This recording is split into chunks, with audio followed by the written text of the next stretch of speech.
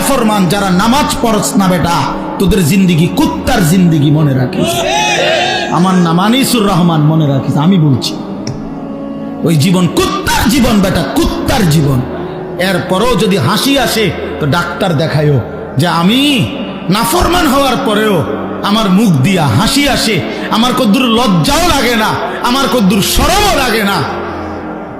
এবার মানসিক ডাক্তার, পাগলের ডাক্তার দেখাইও যে আমি এত পাগল কেমনে হইলাম, আমার তার এভাবে ছিল কেমনে যে আমি মালিক চিনি না, আমি আল্লাহও চিনি না, রাসূলও চিনি না, আমার ধর্মও চিনি না।